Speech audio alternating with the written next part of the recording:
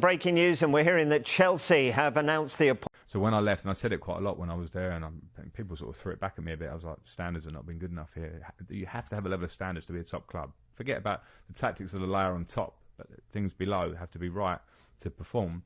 And I didn't see it there. Now I think in the summer, to be fair, players moved on, probably some rightfully so for them and for the club, and new players came in. So I think that probably would have sort of freshened up the feel and pre-season for the new manager. Respect to Maurizio, because he's known as a good manager, rightly so, deserves respect. But in my opinion, it was going to be a challenge again to keep moving forward quickly, like people will expect, and that's proven the case.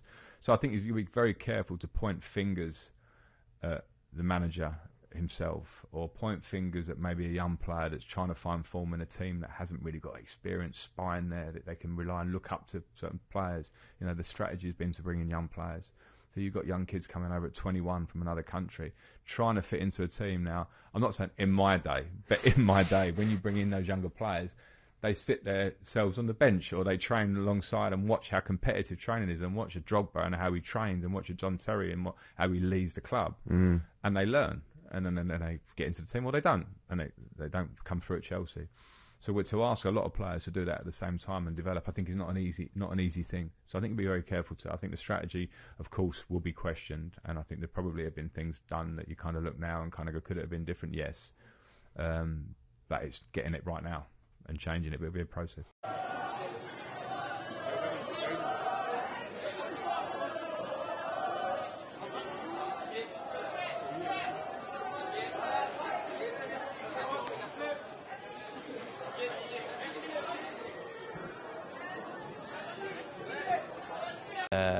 No, it's very, you feel at home. It feels like was very easy to come into the family, and it's just a place where you feel at home.